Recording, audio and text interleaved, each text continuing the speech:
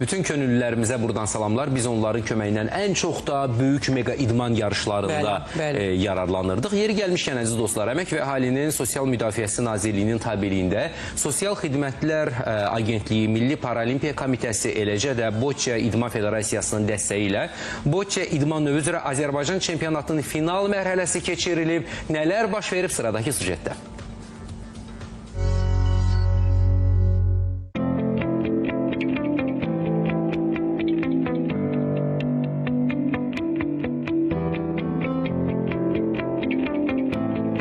Sərhədçi İdman Olimpiya Mərkəzində Boccia idman növü üzrə Azərbaycan çempionatının final mərhələsi keçirilib.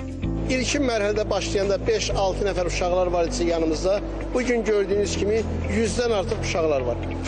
Federasiya yaranan müddətdən bugünə qədər qısa bir müddətdə beynəlxalq yarışlardan 12 qızıl medalımız, 4 gümüş, 7 bürünc medalımız var.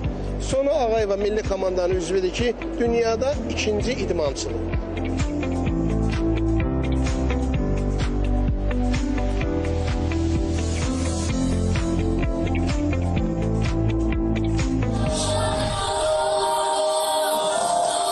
Tədbirin bədii hissəsində şəhid olan qəhrəmanlarımızın övladlarının, eləcə də eşitmə və nitq əlilliyi olan şəxslərin ifası işarət dilində nümayiş olunur.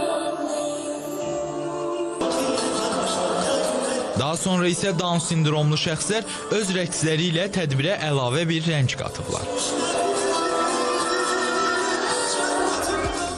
Bədii hissədən sonra isə yarışın final mərhələsinin oyunları keçirilib. Bu ilki çempionatda ölkəmizin müxtəlif regionlarından 100-dən çox müxtəlif kateqoriyalı idmançılar öz güclərini sınayıblar.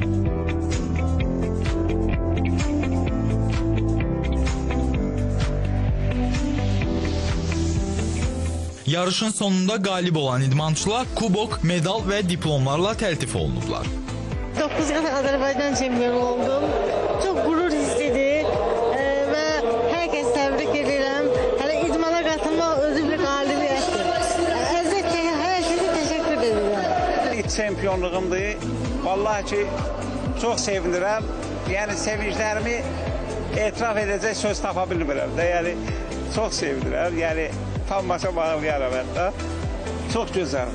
Qələbə çox gözəl. Yəni biz o Qarabağımızdan qürurlandıq, oradan belə ilhamlandıq, ilk qələbəmizi də qazandıq. Ümumiyyətlə, doğrudan da mən özüm də sevindim ki, bugün bu yarışda iştirak elədim, idmançılara dəstəyə gəldim. Doğrudan da baxıram, insan fəxr edir. Belə insanların idmanla məşğul olmağı doğrudan da bizim üçün, özləri üçün də, ölkəmiz üçün də fəxrdir və mən bu yarışın keçirilməyində əziyyəti olan hər kəsə təşəkkür edirəm.